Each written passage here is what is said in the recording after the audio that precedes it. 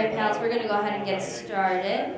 I'm sure there's some other folks who will wander in after lunch, but I figure this is going to be a hot topic, so we want to have as much time for questions as possible. So first things first, my name is Emily Forster. I'm with the New York State Brewers Association. I'm the Events and Membership Manager here, and I will be the moderator for this panel today. Welcome to another outstanding breakout session. We hope you've been able to take something away from all the educational sessions thus far. This talk specifically is titled Solving Pain Points with Software. Right off the bat, it's important for you to know this is not a sales pitch. This is simply an introduction to how software can alleviate some of the stressors that you deal with on a daily basis. We know that you are faced with making so many ever-present decisions, and you may not know about some of the help available to you. Now, there are three main considerations that we at the NYSBA look for ahead of considering a new program or implementing a new product. First of which is, does it save you money? Second of which is, does it save you time? And the third of which is, will it make your lives easier? Today we've assembled a panel of three amazing allied members to show you that integrating software in your breweries is accessible, approachable, affordable, and will certainly make your lives easier. Without further ado, let me introduce your panel for today. First of which we have Lee Pearson. Lee Pearson has been leading high-performing sales and marketing teams for the past 15 years across a wide array of industries. After a decade plus at Caterpillar, Lee made the transition to growth-oriented technology companies, helming sales teams in building systems technology, hospitality tech for quick service and fast casual restaurants, and workplace communication technologies to offer some of the largest, most recognizable brands in the world. At Encompass, Lee leads the sales efforts for enterprise software applications for bev alc producers, distributors, and retailers. Lee has an undergraduate degree from Bucknell University, an MBA from Villanova University, and is a lifelong resident of the greater Philadelphia area. When not spending time with his wife and two children, he can be found cheering on the Eagles, boo, Phillies, boo, or say with me now, the 76ers, boo. All right, and his favorite beer is Lunch from the Maine Beer Company. Next up, we have Alexa Oliveira. Sorry about that, I should have asked that earlier. Now, Alexa is a senior account executive for Beer 30 by the Fifth Ingredient, which is a production management software offered worldwide. She handles all of the southeast region of the USA and New York, New Jersey, Delaware, and DC. Originally from New Jersey, Alexa moved down to Miami, Florida, and started her craft beer career in 2015, working front of house for Windward Brewing Company, where she earned her beer service cicerone and fell in love with porters and stouts. Worked various sales positions and joined the tech industry about 2 years ago, and has been providing consultations to brewery staff members on the importance of gaining actionable insights to scale their business. She is currently a Pink Boots member and a New York State Brewers Guild exhibitor. Alexa's favorite beer is an Imperial Porter. All right, next up we have Kyle Kensrue. Yeah. Kensrue, nailed it. Thank you so much. Oh my gosh. Kyle is an account executive on the brewery solutions team at NextGlass and has enjoyed partnering with breweries all over the U.S. for the last 2 years. He worked in the hospitality industry for 10 years before moving over to the brewing world. As director of operations at Randolph Beer in Brooklyn, New York, he was in charge of developing their brewing program to go along with their established bar and restaurant group. He also spent time as a director of operations at the award-winning Gun Hill Brewing in the Bronx. And Kyle is a certified cicerone and former president of the New York City Brewers Guild. His favorite beer is any well-made Czech lager out of a side pull faucet. All right, guys, so we're going to start things off, just sort of survey the room. First things first, who here is using software in your breweries? All right, who here is not yet using software in your breweries? Okay, solid. Okay, so I'm going to ask our panelists now, just to sort of warm things up. Guys, what do you think is the best time to start using software in your breweries? When is the best time to start implementing this? Alexa, if you want to kick things off. Yeah, for sure. I always say the best time to implement software is when you buy your first bag of grain.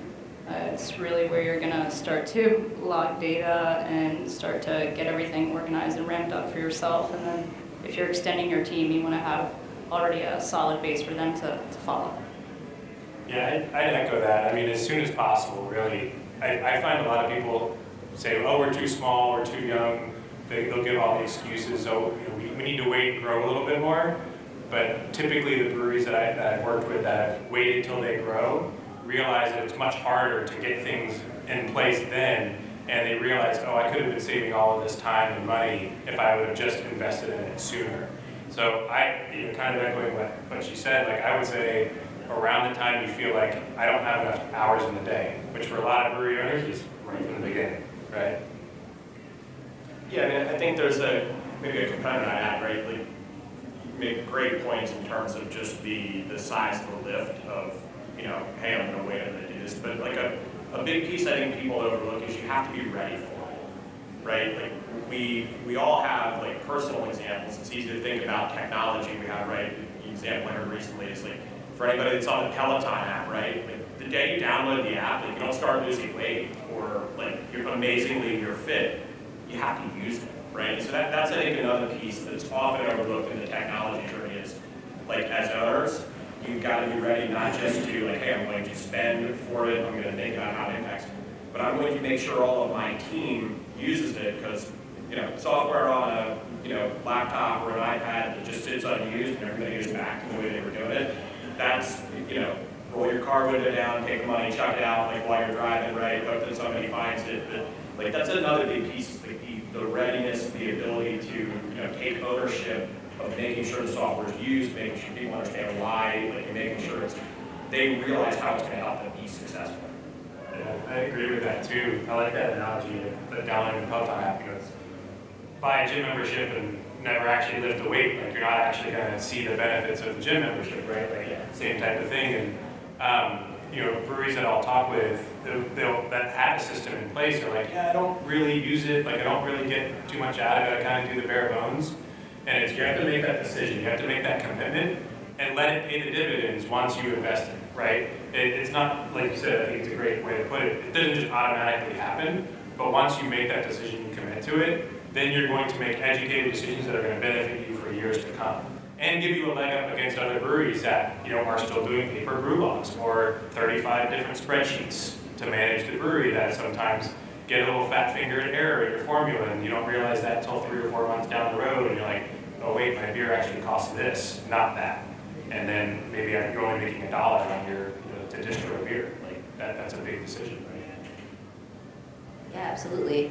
Now, I think some important context for this as well, being the membership manager for the NYSBA, it's important to know, so we have different tiers of membership, right? We have 12 different tiers. And about 85% of our breweries are in that first tier, right? So you guys are they're the little guys, right? And I think those are some of the breweries maybe that are a little bit apprehensive to technology and implementing software into their breweries and into their lives and, seeing how it can help them grow.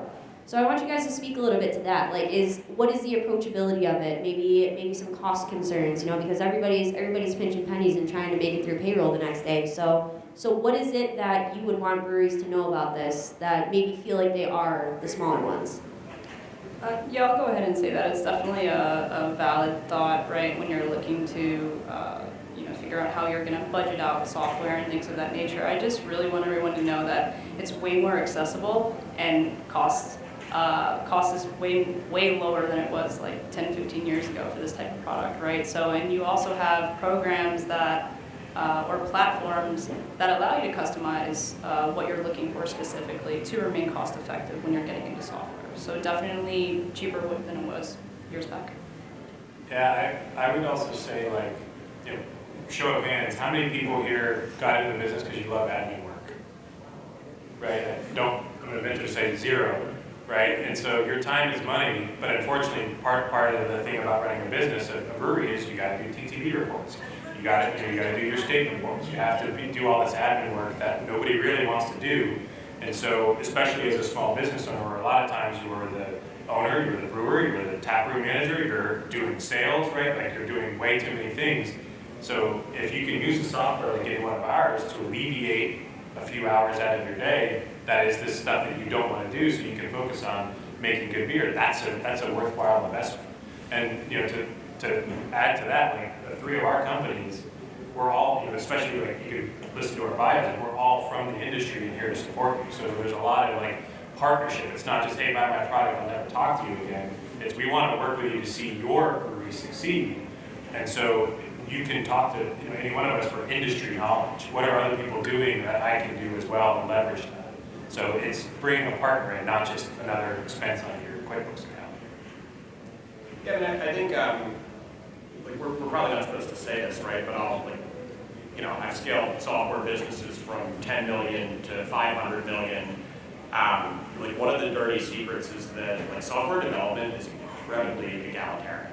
Like so, there are in most practical platforms, like it's the same as cars, right? Not everybody starts and walks into the Ferrari dealership to get none of our first cars were probably Lamborghinis, right? Some of us still and probably never will own Lamborghinis, right? But the point being, like there's so many options. And when you're scaling a software company, the difference between one that's like 10 million and building like a really robust product, maybe more to smaller customers, and one that's 500 million, it's the number of support people they have, it's the amount of customization. It's not core people writing the code for their product. Like that stays, like you have a core group of people that are doing product development and like the overall architects of your core product. That doesn't scale like with company size from a software perspective.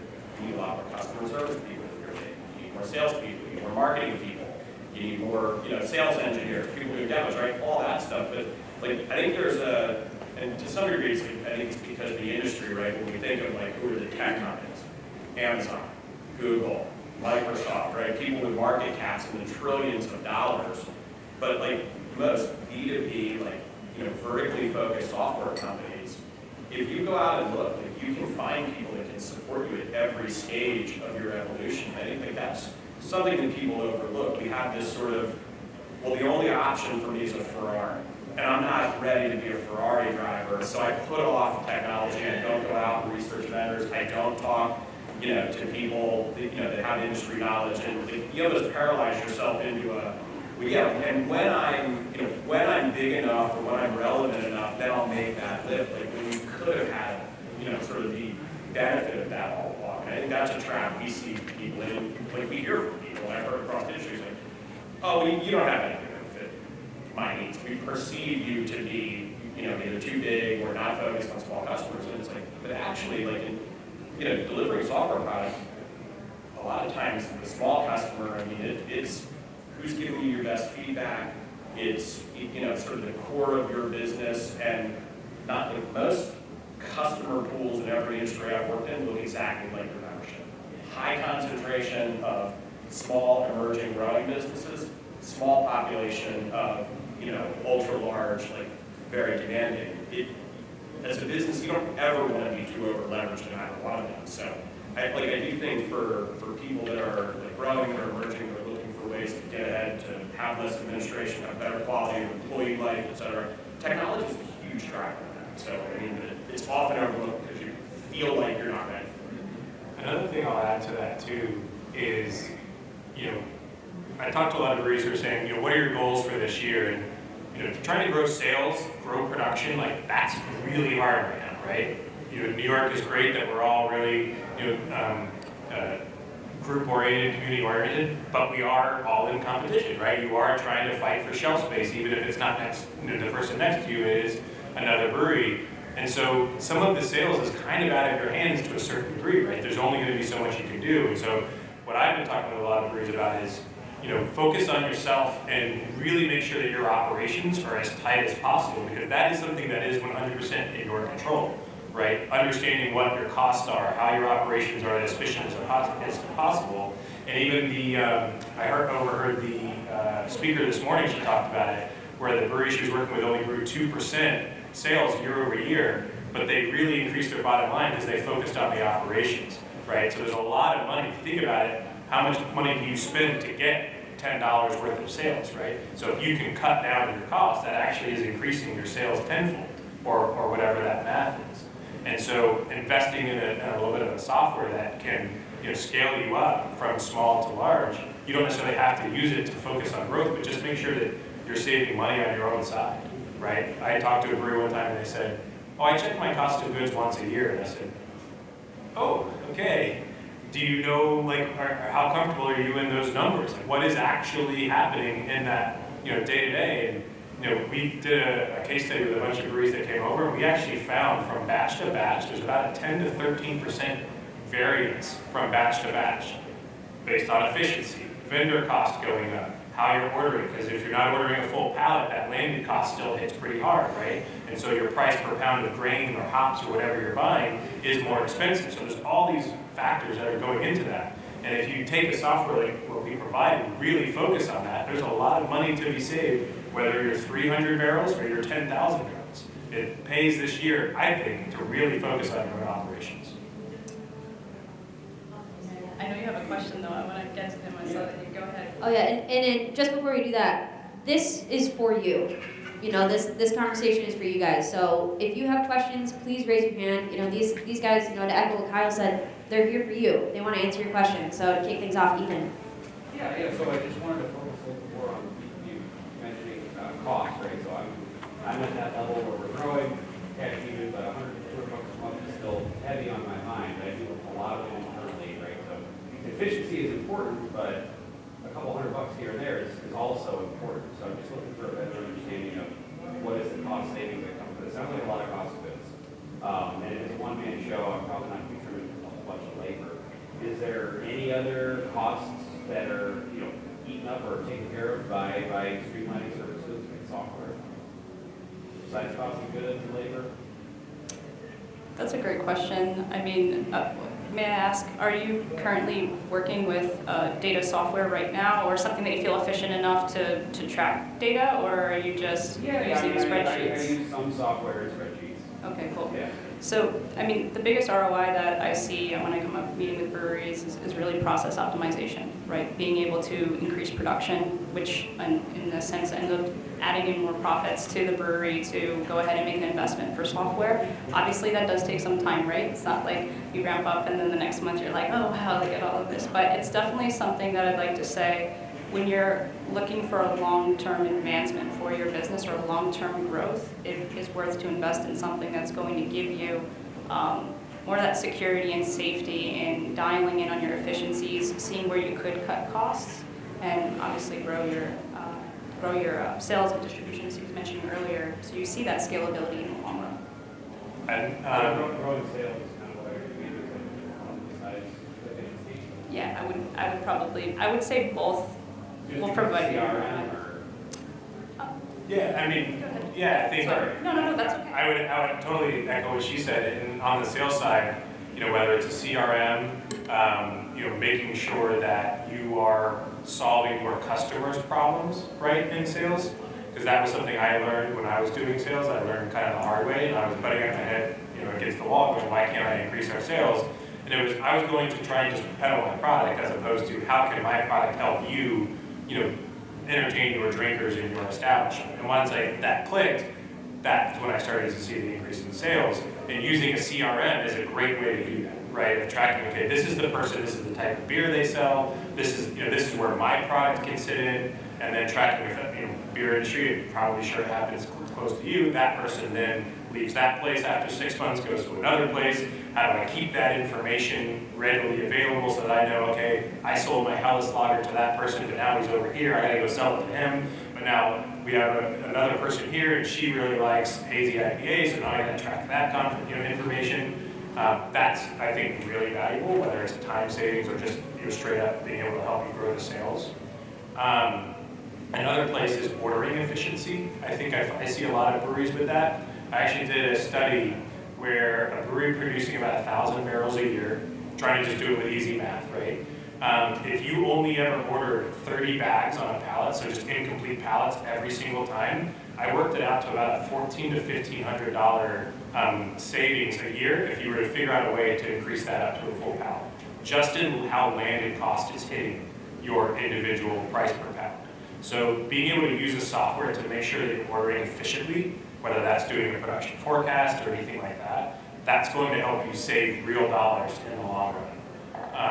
And the other one is, you talk about your sort of a one-man operation doing a lot of different things. Like, your time is very valuable, right? And I kind of go back to what I said earlier. Like, if you're spending, say, 3 to 4 hours a month doing TTB reports or and SLA reports, things like that, what else could you be spending that time on to actively grow the business? right? And so that is sort of a conversation you have to have with yourself, is like, at what point am I just overloading with too many hours, and I'm either not spending it with my family, which is also important, or I could be figuring out how to do another event, that's going to bring more people into the guide, or prospecting into more accounts for distribution, as opposed to making sure that QuickBooks has all of my invoicing correct. Right, so that's where I say alleviating some of the admin work, even in that case of like a one-person operation, can still have a lot of savings, and just open up the bandwidth mentally and creatively, all of that. Yeah, I mean, I think you sort of nailed it with the time aspect. Like, I think the other piece is just speed of decision making, right? And so I mean, there's always the sort of hey, I'm keeping track of it, I know what's there. But when you do break things down into ever smaller increments, looking at what's selling, having the ability to click, see something, make a pricing decision, right? I mean, the amazing thing to me when we arrive at a lot of companies is how many decisions get made based on feel, and that I think that speaks to quality of industry expertise and time in there. But when you make a decision based on feel, are you sure you're accurate to 2, 3, 4%? Because 2, 3, 4% on 100, I mean that's you $200. It matters the smaller increments you get down, and so whether it's setting pricing, it's deciding what to brew, it's ROI on events versus social media advertising, or all these other people say yeah, I have a really good handle on that. I've bought and sold a lot of businesses, and invariably the ones that we pay more money for always are able to go, here's my data, here's how I make decisions. They're always performing better. So I mean, I think it's an easy thing to say, but when you observe all that over time, it does support hey, the faster you get information, the less your brain is thinking about arriving at the conclusion, and the more it's synthesizing the answer. You're going to get to better decisions faster, and you're going to make them with more finite accuracy, which over time that makes a big difference. Especially, I think people, we tend to think in percentages, but there's businesses at 2% would be a fantastic growth, right? If you grow 2% on $10 billion, that's a lot of money, right? We go, oh, it's 2%. That's a Lamborghini. But they only grew 3 to 5%. Well, okay, what's the basis of that? What's the, so I mean, I think it's important in those cases to when you really understand the nuts and bolts, for the, the ROI, I think you guys covered it, right? It's raw materials, it's scheduling, it's, can you do more with what you have? Can you defer CapEx? There's I think, easy things that jump out. But to me, the next level is the speed with which, the accuracy with which you can make decisions. And in all cases, that's got to have some kind of technology, because otherwise you're sitting at the spread, you're sitting at the spreadsheets, and then you're looking up how to write that formula, and then you're, copying and pasting it, and then your thing goes all the way to the last cell because you hit the wrong key. All that's time. I mean, it adds up over the course of a year, 5 years, 10 years, etc. So I think that's huge, actually, the decision making. I mean, how many of you say you make 10 to 15 fairly important business decisions a day as a brewery owner or distillery owner? He's making a lot. He has a lot of hats. You, sir, in the blue vest, you're making a lot of all these hats that you say, all these hats that you're wearing, so, but yeah, no. Yeah, and I had an eye-opening moment on that of I worked at a brewery and then I came over to this side. I built the spreadsheets at my brewery. I reluctantly became a Google Sheets expert. Didn't really plan to ever do that, but there you go. I had to figure out how to do it because when I went to work with them, they knew they had some recognizable pain points. A big one was they would sell a half keg of their house pilsner to market and then not have it in their tap, right? So we're talking we would sell it for 150, 160 or whatever. Not going to do the pricing thing, so I don't want to get anyone in trouble. But you sell it at that, whereas suppose you get $800, $900, maybe $1,000 in the tap room, right? So that's a huge thing. So I spent the time trying to build the spreadsheets to get everything so we could see, okay, this is actually what we have in inventory. But I think Keith at Torch and Crown talked about it yesterday. If you caught his, if you didn't, I'd suggest you watch his the video of it, the recording. But it's not just about having the data, it's being able to make the decisions on the data, it's being able to act on the data. And that's what my problem ended up being is I created these awesome spreadsheets that did all kinds of cool things. But at the end of the day, I wasn't actually making meaningful change in the business because I took so much time to manage the spreadsheets. I wasn't actually able to act on the data. And I think that's the crucial thing is making those decisions, right? Well, yeah, like the next evolution of that is sort of like play out where you want to be in 3 years. And, you know, like I think generally, like most people approach it from a, well, I'd like to get to this level of sales or this level of production, or I'd like to have a second, you know, tap room. Like, you know, so I mean, we tend to start with vision at like a big thing, but like, you know, if you have your data today, now you start to go, okay, if I'm at 100,000 and I want to be at 250,000, what's my mix today? How does my mix change? How does it impact my margins? What decisions do I make today around people, around capital? Like, I mean, to your point, like a raw material strategy that maybe you don't have today, but if you're confident you can grow into, or you invest market, you know, there's always the sort of tunnel vision today, but like the power of a 3-5 year plan against data that tells you a lot of information today means you can now start to model. That's then how you end up like, well, yeah, you know, I'm going to chase distribution really hard, leave margin on the table, and you know, tap rooms and things I can self-distribute to, you know, margin, right? Like it, you know, I mean, like I think all of us sit here and we go, oh yeah, well, you know, we just signed up a new distributor, what happened? Well, you know, not that much. They took a bunch of product, they didn't sell it, right? I couldn't do this, I couldn't do, and so like it's all that moving in real time, and I think that, you know, not just getting it today, but thinking about technology a little more, because I mean the one thing nobody in the technology world has, you know, figured out, if we do, you know, none of us will be working that much longer. Your technology costs don't directly rise as your business grows, right? So I mean, you make an investment in a base level technology today and you double the size of your business. I really wish we could call all of our successful customers and go, congrats on being successful. It now costs you twice as much for the thing you had. Like, it would make my life so much easier. And call the CFO and you leave me alone for the, you know, rest of the year would be fantastic. But it doesn't work that way, right? So like a lot of these inputs stay the same or go up, you know, with inflation and like input costs. If you can outpace that on your revenue line, I mean, eventually all that's falling through at, you know, whatever your fixed operating margin is. And like, so, you know, how do you manage those things? Like that's where now growth is really powerful because your inputs are, you know, your technology, your, you know, sort of the hard-coded things to run the business. They're not going to increase as you're successful in anywhere near the same way your revenue. So.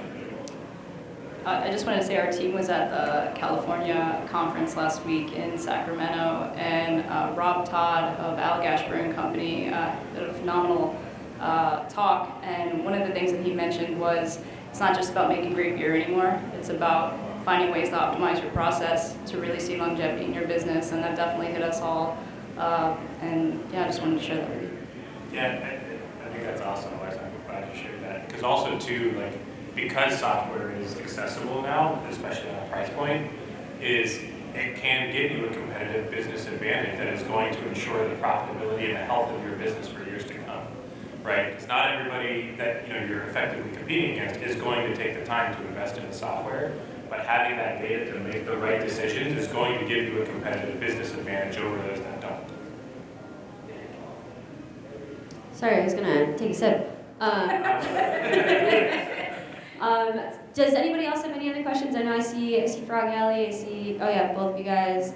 Anyone, seriously, as I mentioned before, this is for you. But in the meantime, something we talked about, we had a meeting leading up to this, and something that hit home for me, because with the NYSBC, I don't know if you guys know this, but about 6 months ago, we finally moved to CRM, because we were working out the spreadsheets. And even in the short time that I was with the NYSBA before that happened, the data that we have, the figures that we have, the ability to move forward with intention that we now have that we didn't beforehand is unbelievable, truly. And so in knowing that, or where we want to be really in the next 3 years, that's been so incredible to be able to pull from that. And you know, something about the craft beer industry, not that there's been anything going on in the last 4 years or so, nothing at all has changed or made your lives any harder. But as we know, life is unpredictable, things are unpredictable, and how important is technology to be flexible and to be pliable, to keep up with those changes, and what can that do for your business? Anyway, yeah, no, I mean, hey. Go ahead. I think it's huge, right? I think, along the lines of the decision-making process, when COVID hit, the brewery I was at, we had never done any canning. We were completely draft only, on-premise, very little canning, and all of a sudden we're faced with doing our first canning run because you just had to, especially in New York City where we were hit with the on-premise decline maybe a little bit harder than the rest of the state. And so we had to pivot. And we made decisions that were probably not the best decisions. And speaking frankly, one of the reasons I'm not there anymore. But part of the reason is we couldn't make those decisions in a timely manner where time was of the essence. And other people were in the same place having to make decisions, and they were acting off of good data to make decisions, to pivot, make adjustments, keep their business healthy. And we were operating off of, frankly, not even spreadsheets at that time, and it was hard to make those decisions. It was hard to feel good about making decisions, let alone going with your gut, like putting a shot in the dark, like I'm going to try and do this, and I hope that it works, as opposed to, I've looked at the data, I feel confident with how I'm moving forward, I'm going to make this decision and do it. I mean, my opinion on it is technology is definitely going to provide you all with a sense of security and safety because you have this proof now of what's actually happening in day-to-day. And then going back to what Lee and both Kyle said and the importance of forecasting, right? Being able to have a software that allows you to schedule out your brew days, your packaging runs, everything from the materials that you're using, and then getting that all at the end together to be like, okay, what actually happened batch to batch on this? How can I improve this next year? Or even going back to old data and being like, how did this go last year and how can I improve it? So for me, I always found it to just be more security on that end. And I'm really happy for you that your CRM changed your life. Like that's awesome. Yeah. Yeah, and the thing I might add, I think for many of you that are looking to, grow and, build into a base, follow the, models of, the FX Mats, the Alley, unfortunately, you guys have all been done a tremendous disservice by your very large, publicly traded industry counterparts who have enough money and resources to make, and they're all customers of ours, so I'll deny ever saying this if you guys repeat it, but, there's been a lot of bad decisions, right? You're on video. Everybody, your hard, spiked seltzer, right? That's the big thing for summer. No, right? A lot of the bigger producers are chasing these fads. They're doing this stuff. I tell a quick story. I was at an event. I had dinner with Pearson, who runs the entire beverage, including bev alcohol category for the, one of the largest, retailers in the country. And they were talking about how they have not increased beverage square footage any of their stores in 10 years. They have not increased bev alcohol square footage within the beverage section of their stores for 5 years. And their point was, which sounds so counterintuitive because now we've got teas and cider and seltzer and RTD and right, all the different things. And she was like, yeah, every one of those we chased when we reallocated things. We would see, sales per square foot, which is the absolute, if you're a big retailer, that's all you care about, right? Inventory turns and sales per square foot. We would never see it. What do we ask people now? Show me the profitability of your best-selling brands. I'm going to give you square footage, which I can't get more of in the store planogram, and I'm going to put your product in it. I want to know, one, you can show me it's got strong consumer preference. Two, I want to know it's profitable. So if it's successful in my retail outlet and I need you to produce 25, 30, 40% more, that you can make money and that you're going to be there for. So it was a really interesting way to think about it, from the other side of I think these things are going to become sort of requirements longer term as you want to get into distribution, as you want to get into potentially different retail outlets. they're realizing they can't afford to chase trends and, because this big, producer says, oh, this is our new hot thing, redo all your shelves. And the cost of it not being successful for, these major retailers is huge, in the hundreds of millions of dollars.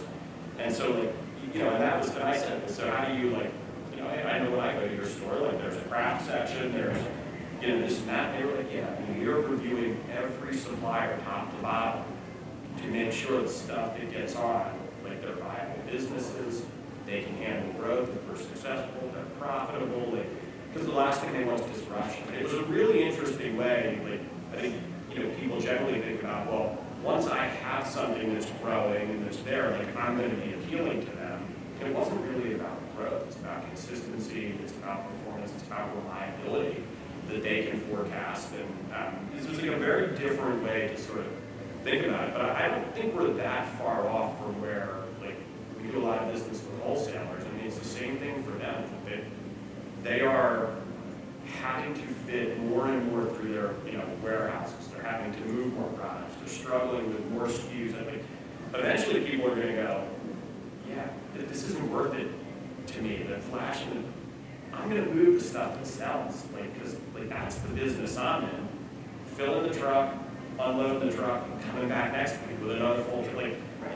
So I think from COVID and then, kind of SKU proliferation, whatever we're going to call it, there's been all these, kind of shiny objects that have distracted people from that. But our outlook is that we're going to see that sort of, refocus, and it's going to be things that can perform, that are going to sort of carry the industry moving forward. And you can take that right down to a local level of, do I need 10 things in my tap room if only 7 of them sell? What would I do with the money on the other 3, right? I could hire a marketing person. I could hire an event, so I think it's those types of things just getting closer and closer to the ground level that are going to be the real difference makers for the next, 3, 5, 7 years in terms of this industry. The real world example I would point out is cost of goods, right? The volatility of consumables that's going into the packaging and making of your beer, right? Grain has gone through tons of different price changes. Price of aluminum brights, right, for your cans, things like that. If you were getting them from Ball and going, well, now you have to order a full truckload, so you're scrambling to find who else are you going to get your cans from. All these different things are coming at you, and it's all affecting your bottom line, right? If a vendor comes to you and says, okay, your base grain's now going to be 5 cents more expensive per pound, that makes a big difference. And now you're going to have to figure out, how do I stick with them? Do I just eat that? Do I raise the cost of my beer? Do I try and find a different vendor? And so being able to have something set up, whether it's spreadsheets or software, that gives you that information of okay, I actually don't want to stay with that grain. What are the other options I have out there? What is the price difference? How is that going to affect? And being able to make those decisions again quickly, because you don't have time to spend a full day on do I switch my grains over? That's the type of thing. When you have a volatile market like that, you got to be flexible to go, okay, that's not too expensive. I'll move over to this other vendor and use their grain, because that's going to help me keep my bottom line right. Did you have your hand another question? Yeah. Keep going. I feel bad. Feel free, feel free. I was wondering if you guys could spend a little bit more time on features, functions, that sort of stuff this week. I keep hearing CRM, I keep hearing cost of goods, I keep hearing production scheduling. So it sounds like there's hidden things in there. I love, project management software, things on my team and things like that, integration with Slack. I didn't know if you guys could spend more time talking about features you develop based on our industry and how that applies specifically to us.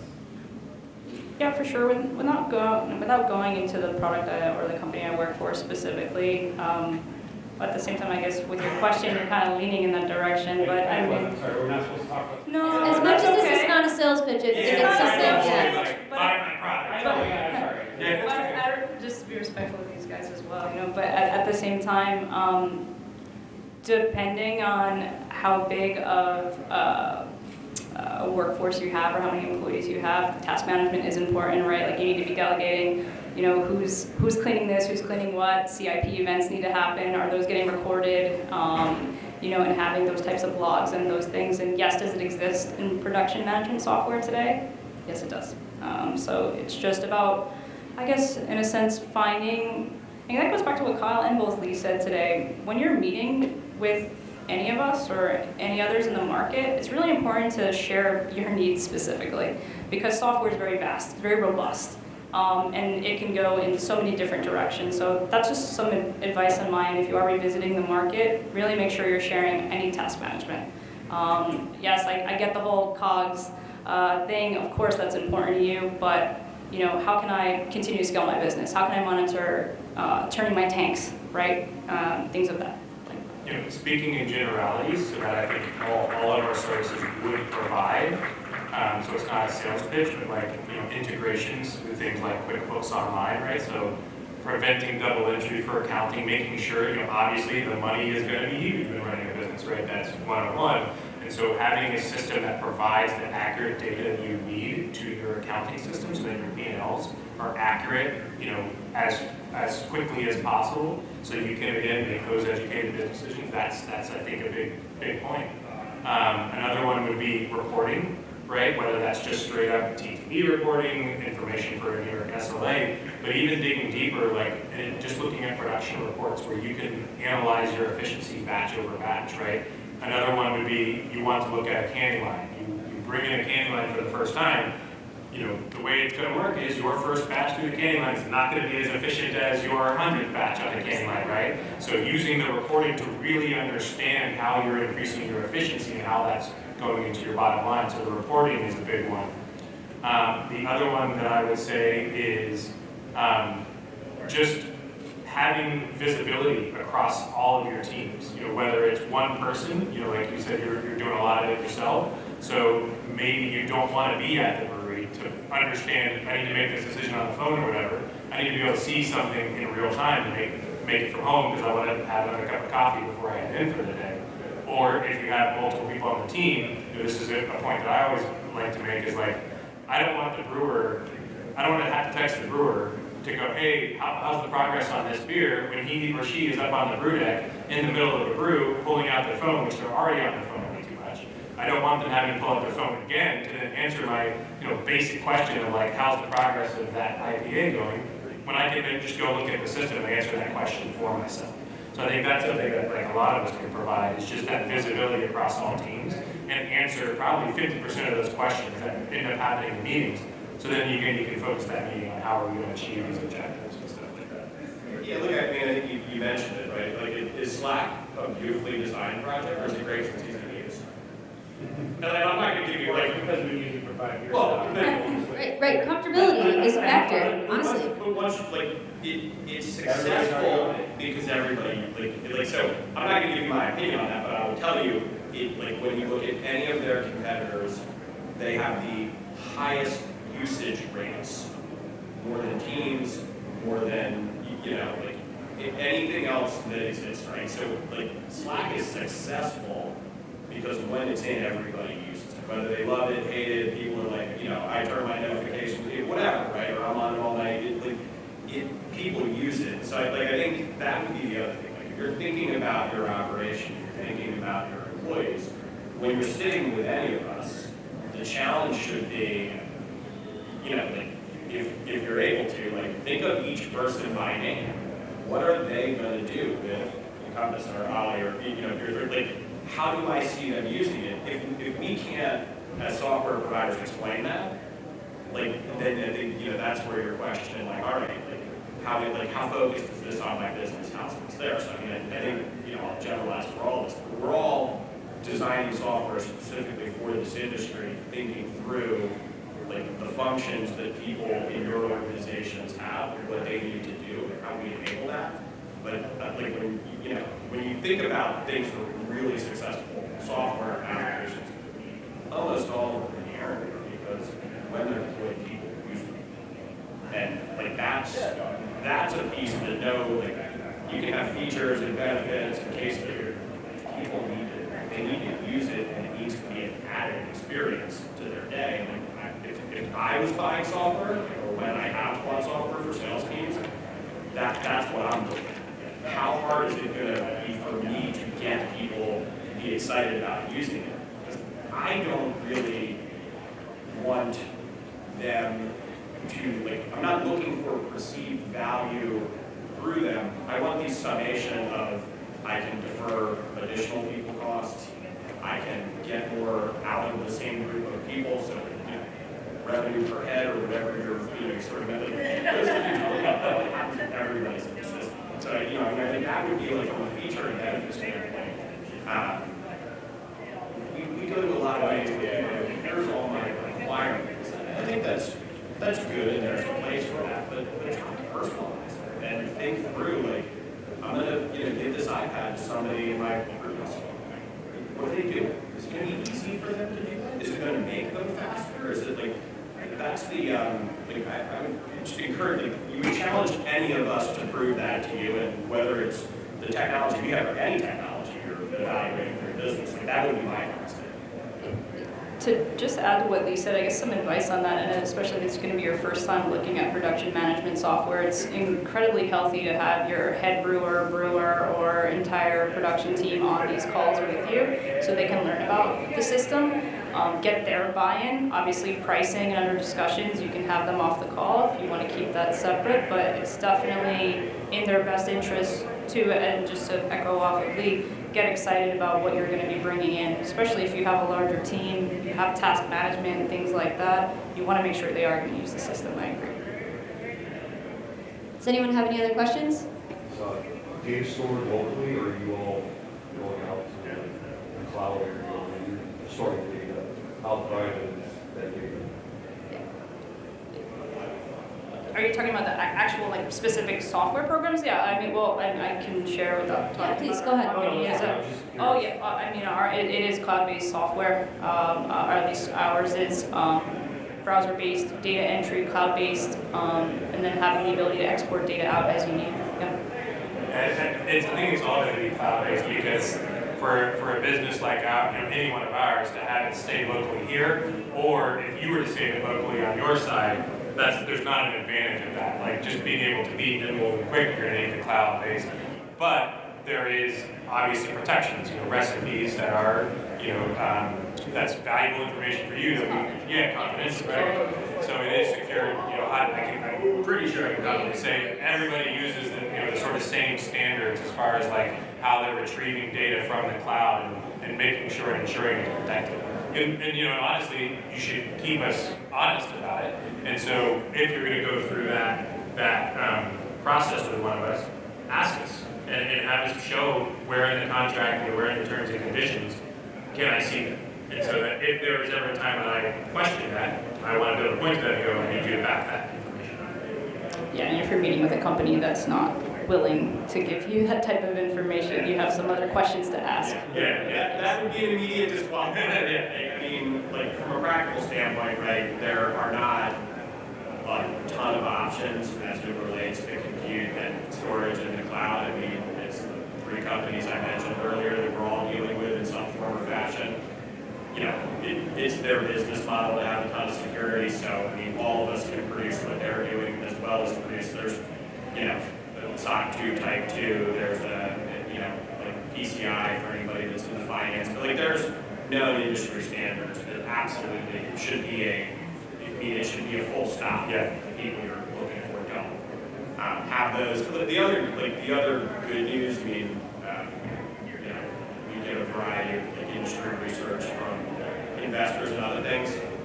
They're not after your guys' recipes. Like my mom is going to continue to respond, to their, phishing emails and, send me screenshots of like, Lee, this is you. Like I just want you. So the cyber criminals, like from a practical standpoint, when you think about it, like corporate data breaches are almost all people-based, not system-based. Like over 85% of them, somebody clicks an email, somebody shares something, somebody lets somebody in a building. And like most IT theft, risk, etc., it's person.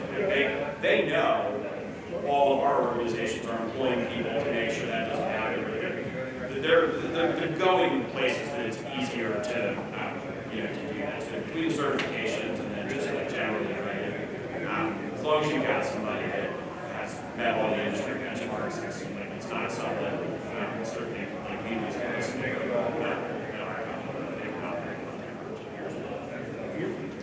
So we have about 9-10 minutes left. Ahead of asking for any final questions, I just want to ask our panel if there's one thing that the folks here could walk away with knowing about software that they maybe didn't know before they walked in the store. What would it be? You know, I know we talked a lot about accessibility and approachability, and you guys have hit some really great points. But if they could walk away feeling a little bit better about their decision making, in the coming days, weeks, months, years, what would that be? For me, it would be to don't be afraid to have a consultation. Don't be afraid to share really what you're looking for, diving into projections of where they're at today, where they're going to go, and giving technology an opportunity to change your business. That would be something that would be really. Yeah, I think that's where I would go too, is it doesn't hurt to spend an hour of your time just doing a demo and talking, even if it's not even a full demo where you just ask some questions and just do a general call. Because ultimately, Alexa, she has a ton of experience, and even, PK, who, the guy that pretty much started it, like he worked with Ballast Point, right? Like, so he has a ton of industry experience. Mine as well. My system was designed by a brewer as well. So we obviously Encompass is people up and down the board of who have industry experience and knowledge that can bring to you. So even if you don't buy a 30-minute or an hour-long conversation, hopefully you're leading with a nugget or two of good, useful business advice that you can take and bring into your business. But also you see, okay, these are some good business practices that I can work my way up to if it's not a right fit at that time. Yeah, this may come as a shock, but we all want your business. Yeah, like at the end of the day, right, we've got, investors and boards and people we answer to that are telling us to sell more and to, find ways to grow our businesses. And like in the great business, swimming pool of life, we're all trying to, swim uphill faster, right? Take vendors to task and remember, whoever you're talking to should want to earn your business. That's why we exist as technology companies. You should embrace the power. Technology sales has, especially as you think about, whether it's ERP systems or whatever, acronym you're going to use, it has a negative connotation, right? Everybody can tell you about stories of horrible implementations and money wasted. The power is still all in the buyer. The supplier task to demonstrate, to build confidence, to make sure you understand every aspect of value and what the experience is going to be like. Provide references, talk to people in their network. So I would just encourage everybody, wherever you are in your business, we're not the grain suppliers that are just here's what the commodity market's doing, and this guy buys 10,000 pounds and we buy 1,000 pounds. All of us only exist if we add customers to our portfolio. That means all of you in the room picking and continually picking each of us in these examples. The power really is all out there, and it's us trying to earn that. I think in some way that gets lost, customers, especially small ones, are they're too small for them. They're not going to match it. There's never been a business I've worked at where we're doing so well just with earning business. So own that power. Take the evidence. Make people show you stuff. Tell them, hey, this is a 6-month evaluation. I don't know what, embrace it. And I guarantee you learn something from all of those interactions. Because I know we do every time, whether we're successful or not. The goal is to always learn from it, kind of get better, tweak our approach, whatever. I encourage everybody here to say that. And I'm sorry, I was going to say that. I would add the barrier to entry is lower. Whether that's pure cost, usability, you don't have to have some kind of desktop piece that sits there and houses all of your system.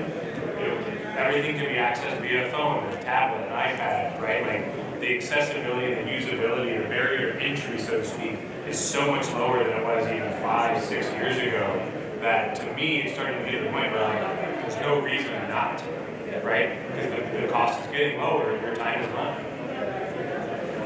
I guess there was one more thing I wanted to leave them with as I was listening to Lee and Kyle is, I know we talked a lot about sales and distribution, but if you're just taproom only, taproom focused, it's still a really healthy decision to explore software because you can start focusing and separating out what's happening in the taproom and focusing more on back of house to really get those numbers to then set those margins for you when you start sales and distro. Because a lot of the times we get feedback like, oh, I'm going to wait till I have distribution to use software. I would vote against that and still have that consultation and exploration if you're just tap only. All right, well, thank you guys all for being here. I know that the exhibitor showcase is going to close at 4. These guys all have booths. What booth number are you? 90. 83. 83. That sounds right. Yeah, someone will be around. So if you guys have any other questions, don't be afraid to go and ask them. And I know at least Alexa's kicking around for the competition celebration. You guys sticking around? Yeah. All right, first of all, good. It's going to be fun. But yeah, thank you guys. Thank you guys for coming with your questions. And yeah, be sure to ask them anymore. Thanks, guys.